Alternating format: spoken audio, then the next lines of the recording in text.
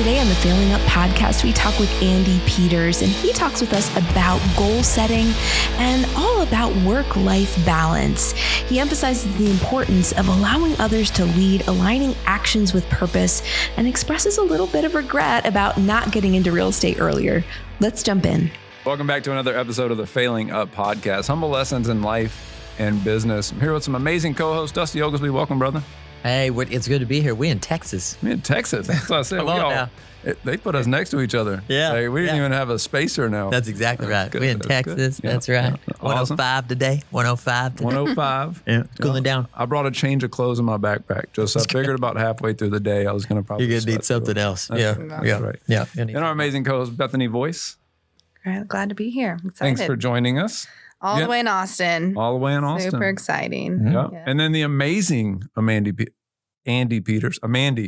Amazing. Yeah. Can I call you Amanda? I don't get amazing very often, and I definitely don't get Mandy very often. So. Let's when try. you put those together, Together. I don't know if I'll ever call you anything else other than Amanda. Amazing Amanda. That's amazing and Andy Together. Yeah, That's it. That's I'll amazing. take it. All right, I'll take I'm gonna it. back up and redo it. And the amazing Andy Peters joining us all the way from Georgia. Yeah, Savannah? all over Georgia. Savannah now, Atlanta. Atlanta, Georgia, Savannah, Georgia. Like And then y'all got a space. Where's that beautiful beach house y'all did? we've got a beach house down in St. George Island, Florida. I think about y'all all the time. Yeah. Have you been to 30A recently? We have. You and the rest of planet Earth. Exactly. Everybody. Every time I go, the rest of planet Earth goes. I love 30A. This is definitely a little bit quieter than that. I've told like 10 people about you lately because we were just down there and I'm like, buddy Andy says like the island over there is a lot quieter, right? Yeah. Maybe we should go check it out. So, but then I'm worried I'm going to bring everybody with me and you're going to be mad at me. Well, that's just it. Yeah. Stay away. It's supposed to be a Just tell them secret. to stay away. Yeah. Well played, putting It's that all on right. the podcast. Yeah, all right. You it's probably not worth wouldn't like it. visiting. Yeah. Terrible. Really big mosquitoes. Terrible. Yeah. All right. So talking about failure, Andy, well, take a second, introduce yourself. Let our amazing guests know who you are. Sure. My name is Andy Peters. I am a Georgian through and through. All my family is from Southwest Georgia. I grew up in Middle Georgia and then moved to Atlanta, Georgia for high school. Spent 30 years in Atlanta. Went off to Furman University, Greenville, South Carolina, go Paladins, and met my beautiful wife, Leslie. Spent about 7 or 8 years working with my dad in a family drinking water business. And then my wife pulled me into this wonderful world of real estate in 2008, which seemed like a great time to get in. Yeah. Right. Ideal. Yeah, it was perfect. It was. We actually tried to book your wife and she wasn't available. So that's why you were That's pretty common. kidding. Totally kidding. Yeah. Well, no, I think you're an amazing human, right? I look up to you, especially in the leadership world and within our roles as OPs. I got a 11-year-old who now swears he's going to the University of Georgia. Oh, And I'm nice. like, Good dogs. I mean, they win like some football games. And all of Yeah. a sudden, now, Alice Maxwell is convinced she's going to convince him to Go to Alabama, of course. But since he's like 4 years old, ever since you say Alabama and he goes, Alabama sucks. Oh, Like, it's like, that's just all he knows. So I was teasing him about That's it. funny. And so we were in Alabama on our way to Florida. We took him to a water park, and he still every time somebody go Alabama, he go Roll Tide, and he's saying like this real country drawl. Oh, like you got to do it. Supposed to be Does fishing. it come or from something. Alice? Is because he's been around I Alice? guess he hasn't, but I told him we were going to take him down to Yeah. the Tennessee Alabama game. Yeah. So now he's Oh, convinced. yeah. Oh, come what, on. what an They're super experience. fun. But the other day he's like, no, going to Georgia. He's sold. I'm going to Georgia. I'm like, all right. So it's football season. So he's all in football right It's now. a good year for them. Awesome. Yeah. Yeah. Yeah. So They've exciting. had was gonna say- an okay time Oh, yeah. lately, right? Yeah. Yeah. This is much better than the early days. I would say mid 80s to early 2000s being a Dogs fan. It was full of a lot of heartbreak. Well, I tried to tell him, I'm like, look, you haven't experienced a winning Tennessee team. Yeah. So like, don't rule Tennessee out Yeah. yet. Yeah. Right? Like you're Yeah. about to, Yeah. like that last color season. becomes a lot cooler. I was when gonna they say- win. That's right. Last season was the Yeah. first time. all of We a have sudden like I'm no hang winning on. teams in Texas, period. So I don't even know what. Yeah, I mean, It's been a minute. I apologize, Austin, but maybe this is the year, right? Maybe it's it. Yeah. We haven't really seen it since Vince Young. Maybe this is the There year. you go. Yeah. There you go. Well, man, this is, we like to talk about, I don't know if we'd like to talk about, but focus on failure here. We know there's a lot of podcasts out there celebrating successes and wins and what people do really, really well. want to take a different approach and just be transparent as leaders with people about what failure looks like, how different people choose to navigate it in their life and in their business. So let's start with that. When you think of failure, how do you define that? What does that look like? Well, failure does take a lot of different looks in your life. Failure, ultimately, I would say, is whenever you don't get the things that you want, whatever that might be. I think that happens for us every single day, whether I want to be, 165 pounds and ripped, which that's not going to happen. You're getting there. Right. I am getting there. Thank you for noticing. Or whether that's I want to go out and have quick success in my business. We have to fail our way there. And sometimes that's hard. Sometimes that's a hard lesson to learn. And, the old Rome wasn't built in a day certainly applies. Making progress, though, on goals is the only thing that, we can stay focused on, not the success, but progress. What kind of progress are we making? Do you find, I love that definition. One of the things I've struggled with in the last maybe 2 years is what I think I want changes. Oh, yeah. And so not getting what you want is failure. But then sometimes when you get there, you realize it's different than what you thought it was going to be in a certain aspect. And so then you have to rewrite it, right? And it's this evolution of, do you consider that failure, right? If you get somewhere and then you look up and go like, oh, this isn't what I thought it was. Well, yeah, it's just this constant kind of recalibration around, are the important things still the important things? Mm-hmm. Do I really, I actually just delivered some content to some of our agents just a month or so ago. It was middle of the year, right? And we were thinking about, okay, we're reevaluating, and where are you? And so many times I think we beat ourselves up around like we said we wanted this, and now all of a sudden that's not important. And probably like the most unmotivating thing in the world is chasing a goal that doesn't mean anything to you anymore. Right. So, certainly tools like the 411 or, I've got just a simple drill that I use when I get a new planner or a new journal. I'll write just ad hoc, like what are all the things that I want, right? I don't think about anything but just free flowing thoughts, just write them. And then I'll go and I'll assign a 1, a 3, a 5, or a 10 to them. And those are how many years I will give myself to achieve that. Mm. And funny how, so many of the ones you never attempt or you never get there. And then you look at the 5s and the 10s and you're like, dadgummit, I did that in a freaking year. Yeah. Mm-hmm. Yeah. So, but then some of those things, that you said were important, by the time you get a next journal and you start writing, doing the same exercise again, those things don't show up anymore, which is kind of an interesting exercise to do. Mm-hmm. Yeah. Mm-hmm. Yeah, I love that. I want to try that. Do you think the important things are universal, right? Is it, family, faith, physical? Is it the buckets, right, that we fill? Or are they unique to each other? Yeah, no, I think they are kind of universal. I went through, Leslie and I went through kind of a unique experience over the last couple of years where we did this. Like we were reevaluating the things that we wanted in our life. And it was funny because it started with my kids one day came downstairs. Leslie and I were outside on the back porch having a glass of wine. We have a glass of wine every once in a while, Dusty. Don't judge me. That's every once in a while. Yeah, like, every once in a while. Throughout the day. This was one evening, and we were having a couple glasses of wine. Breakfast, lunch, and dinner. Right. And all of a sudden, it's like 8:30, and both the kids come down, which is odd in and of itself. And they're like, "Hey, can we talk to you guys?" And we weren't sure if there was like an intervention that was about to take place. Or, right. Did you cover the They body wanted up to when talk you were about the done? glass. Yeah, right. Yeah. Exactly. Do we need to make a call? Exactly. Right. So the Yeah. attorney be a part of this conversation? Yeah. And, we asked, like, is everything okay? And they said, yeah, everything's fine. We feel like we're ready to leave. Like we're ready to move outside of Atlanta. And I was like, oh, okay. Well, we can move to Roswell or Alpharetta. Like we can move into the suburban Atlanta market. We've been talking about that anyway. And they're like, no, that's not really what we had in mind. And it just led us down this path of, when you're at that time, you're 12-year-old and you're 14-year-old are telling you that they want to move. Like when I was 14 years old, my parents moved me and I thought my life was going to end. Yeah. Right. Right. And so it was a big wake up call, when I think about, and this does play back into this idea of failures, like we have successful businesses in Atlanta. We love Atlanta. I've been there 30 years. Raised my family there, and then your kids come up and say they want to go, you better listen. So it started this kind of period of discernment for us around like, okay, well, if we were going to move, where would we go? What would we do?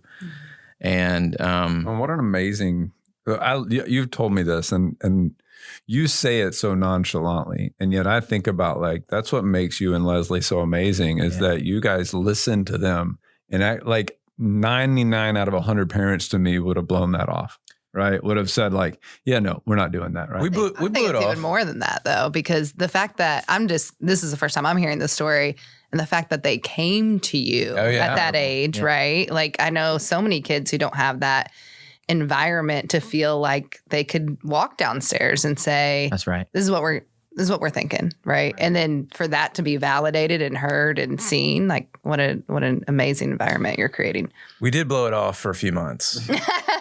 And Like, wait a second. Yeah. Should our 12 and 14-year-old Exactly. Dictate. Yeah. Right? call? But then, Andy, you were talking to me out here, though, and I loved the way that you said it when you talked about how you and Leslie figured this out, which I think everybody should hear. You talked about, like, getting to a place where you could, how did you say it, around that when that you lived where you would want a vacation. Oh, yeah. So and you would go into it. yeah, once you kind of came to grips with, okay, the kids want to move, and my son was holding me highly accountable, like on a weekly basis. Dad, what locales have you found? What have you done this week? What are you? This what was are you not thinking? a one-time thing. No, your dad. no. Yeah.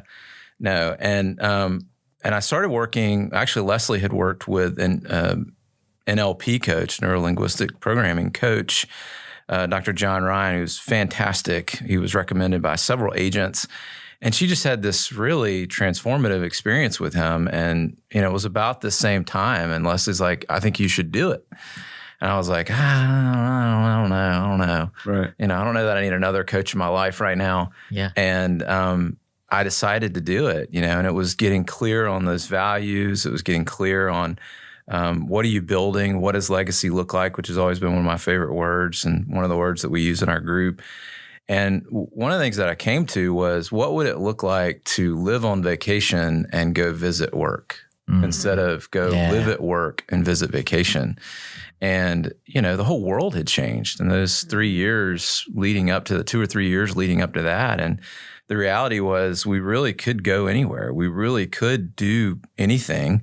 We have tremendous leaders in our organization, people that, want to lead. And so I really felt like it was a time where we could do that comfortably, and we could readjust some priorities. So yeah, that idea of living on vacation, now not literally, right? Like, Sure. But it still was the idea that I could go and I love to fish. Like if I'm in between calls, I can go throw a fishing rod. Or if it's, 5 o'clock, I can go and pick up a golf club and, go to the driving range for a little bit.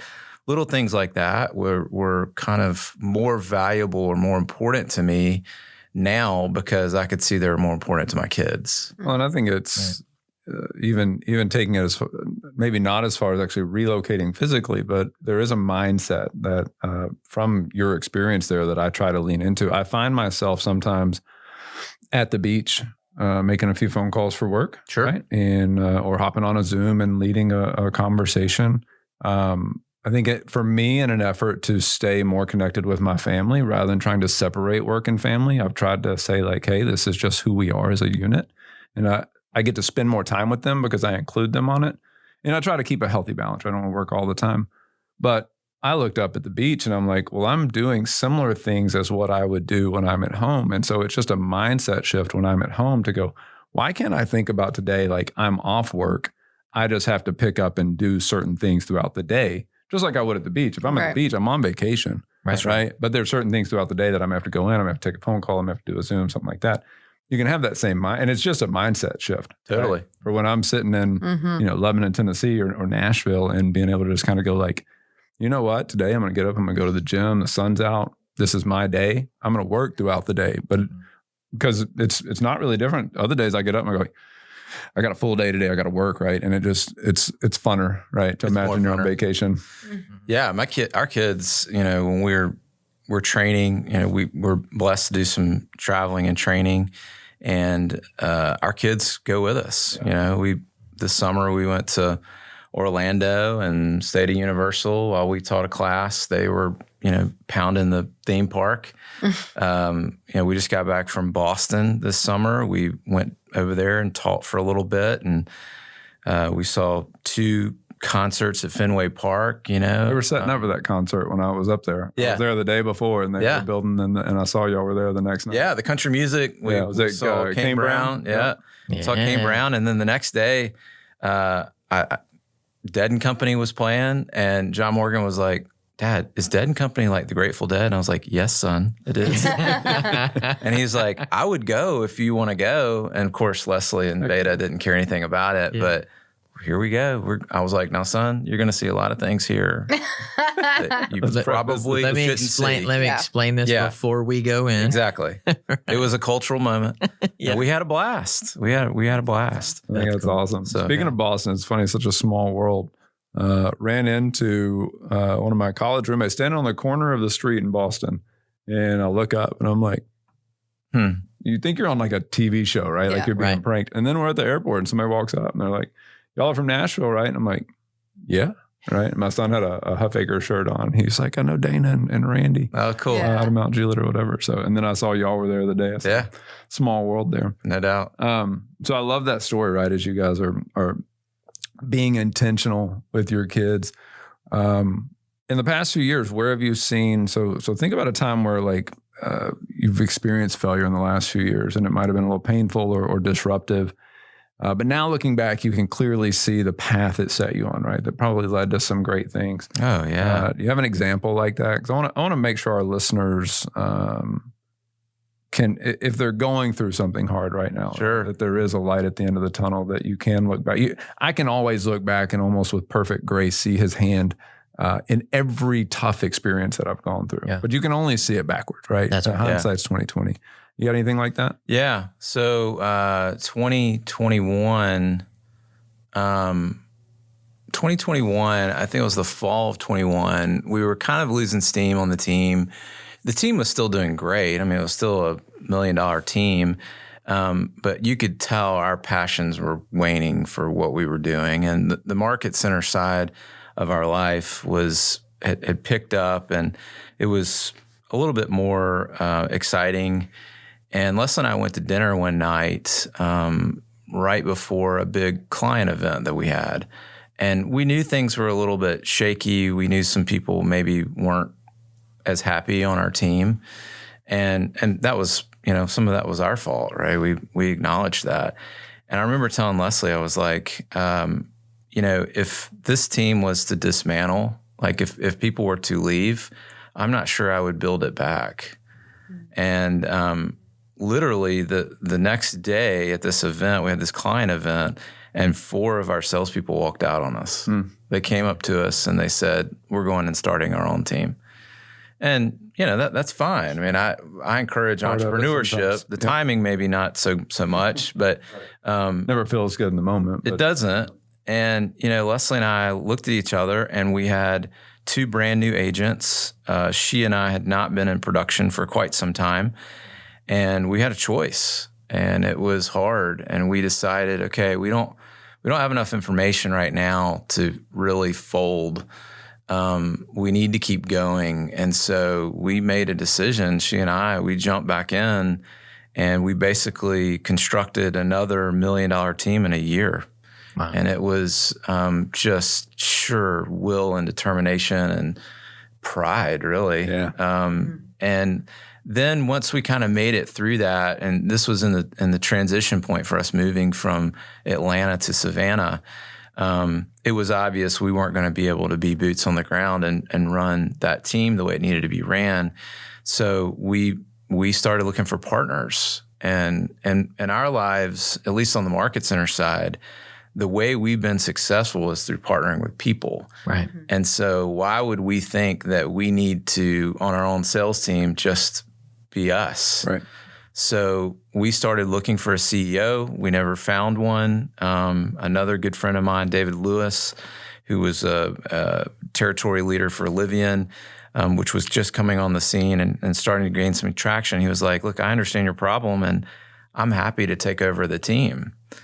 And so we started thinking about the team as not the business, but a business. Mm-hmm. And that was a transformative moment because we then started not only trusting others more with that business, but we started seeing different levels of success. Like some of our problems that we struggled with, somebody else was really good at them or liked them. Mm-hmm.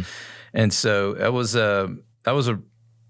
a tough moment. As that team, I mean, we'd had that team we started building that team in 2010-ish.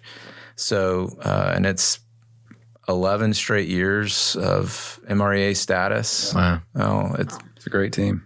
It is a great team. And it was, you don't want to see your baby die, but at the same point, like I think we had to be real honest with ourselves of how much time can we invest in this and what is that return and would our time and talents be better invested in other ways? Right. So that was a really, really tough moment, obviously with a lot of our geographical changes that were going on at that time too, and kids getting involved in new schools and all of that. From the outside looking in, right? Like I watched that evolution happen. I didn't know about the story there, but it's interesting to me. I've always respected you guys. We run in parallel lines, right? Both as team owners, as OPs, as platform partners, as things like that. And I always think you guys are the A+ version of excellence, right? When it comes to a lot of these things, you guys kind of set the gold standard for how to approach it. To me, it's always been about finding an opportunity and then finding an amazing human that can own that opportunity. And I think with most leadership, right, it is about not how well can I do this, because if you do that, you're going to create this natural ceiling, and it boxes you in, like it has to all your time and focus and energy. Versus when I look at like level 8, for instance, it was our leadership team from the Huffaker group. When Gary said, go out and duplicate what you're really, really good at, I thought like, man, like I don't have that thing, right? Because we're just, we're good at a lot of stuff, but like what's the young lady out of Florida that does the staging? The style design. Yeah. I mean, like right there is a beautiful niche of something she was solid at, put it together. But then I looked up and I thought, well, I don't have like a thing, but I have a Bethany and a Phil and a Dana and a Lauren and a Lorna. And I go like, well, we have an amazing leadership team. Can we go out and share that with the ecosystem? Mm-hmm. Which then went from them being, you guys were employees to now CEOs of companies, and realizing that like when you put the right people in the right place and get out of their way, they're so much better at it than we are. Oh yeah. Right? I mean, I love being the sounding board, right? But the beauty is, allowing them the space to fail, allowing them the space to self-discover what they like, that they have strengths. You're right. Like my weaknesses are a lot of their strengths. Yeah. Right. So good for you for recognizing, and really, again, just taking the initiative to be willing to do it. I love y'all's story about partnering with Living, because I think that a platform can really serve people in a way. Most of our platform partners at level 8 are not just, in the space typical teams, right? They're either trying to transition their team to another person, or they're in some situation like you guys, to where that becomes, we call it leverage, right? Yeah. The chance to step in and be, say when someone partners with us, they get a director of lead generation day one, right? They get a director of ops, all those things that take time to build. Okay, shifting gears. Got anything? Well, I would just say I think it's important for everybody to hear, Andy, when you talked about, you had 4 people walk out, right, the day of an event, how easy it would have been, because you guys already even had the thought the night before, hey, I don't know, like literally you had said to your bride the night before, hey, if this were to happen, I don't know if I would do this again.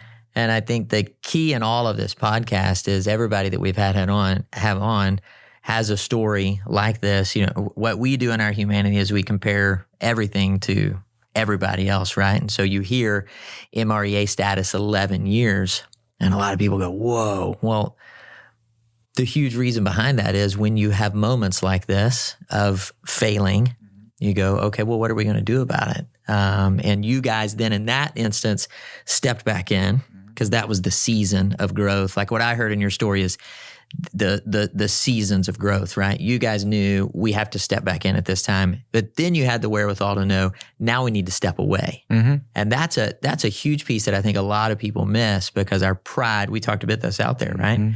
We have to take a look at our own self and go, all right, am I where I'm at and doing what I'm doing because I like how this feels? And yet the only way I can go to the next level is to get out of my own way. And you know, I mean, the way you were able to do the things that you guys are doing today is you did make the moves and you did create the leverage and you did put people in the right spots. They could do it at a whole nother level. So then there was a whole nother season of growth that actually was because the first one was you stepped in, the second one was you stepped out. Right. Do you love it? Are you where you want to be right now with that? Yeah. Yeah. And I think that's the question I would encourage people to ask themselves is like, Gary said a few years ago, right? Like we talked about it with Stevie D, right? Like managing up or hiring up or not always being the top of the org chart, right? Like being okay with that. And I think like for me, like I have to sit down and go like, okay, I'm going to breathe through this, right? Because just wanting to have control, right? Or some of it ego, right? Or just being used to being the person in charge, right? Like how do you digest the fact that you're not going to get to make all the decisions? Yeah.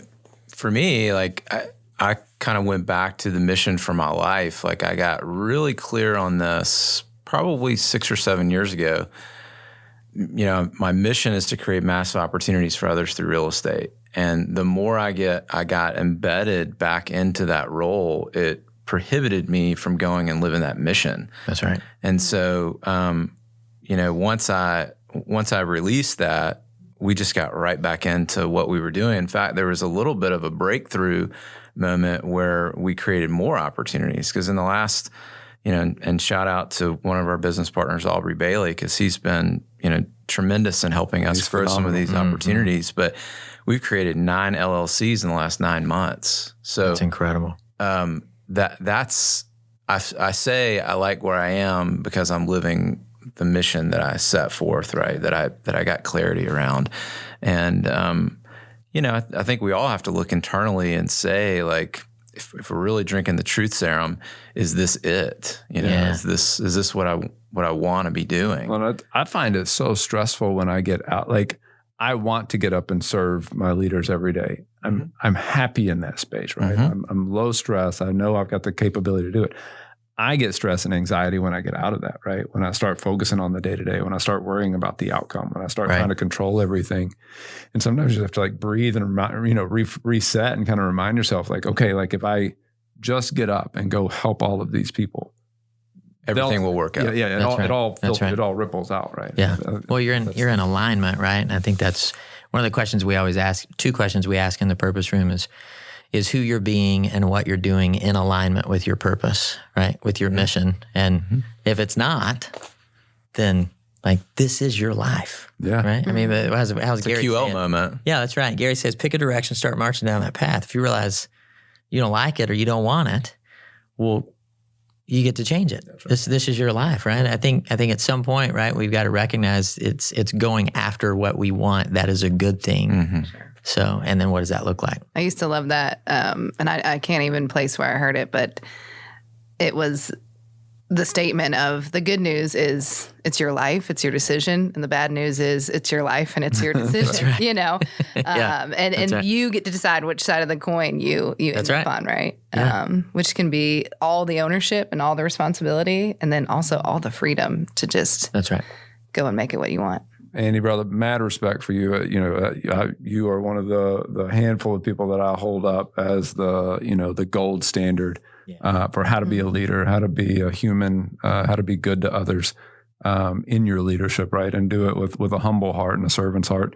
As we wrap up, we'd like to ask everyone, as you're thinking into your life, right? You're looking back and you're proud of all that you've accomplished. What do you anticipate, or what do you think could be one of your biggest regrets? One of my biggest regrets. I wish that I had gotten into real estate sooner. Mm-hmm. I don't know. Like I really don't look at things from a regretful heart. Like I do look at it in terms of what did these moments, or what are the lessons involved in this? So that sounds somewhat cliche, but I don't have a lot of regrets. I'm very thankful that I get to work with my spouse. I'm very thankful that we, are able to build a life together, both personally and business. Yeah. Mm-hmm. I wish that had happened sooner. I think that those 7 years, that I did learn lessons working for my family business. They taught me how to have a better family business now. But I would have liked to have benefited from some of that real estate market from 2000 to 2007 for sure. That would have been really good. Yeah. Well, and you got here now. And that's one of the reasons we'd love to ask that question, is because I think for most people, even through the failures and the struggles, we're in control of the end, right? We're in control of what's going to happen now. Living with regret has no purpose. But if for those of you listening, if you can ask yourself that question and think about, is there something that deep down I'm anticipating could be a concern for me? Like, let's go address that now, right? Like, let's make that a priority in our life to go out, because we want to look back and know that we left it all out on the field, right? Right? What is it? Well done, my good and faithful servant, right? That we show up and go, I used every ounce of skill and talent that you gave me, hopefully in an effort to look up and say that we did it in a way that glorified God and drew someone closer in a connection with their spiritual journey.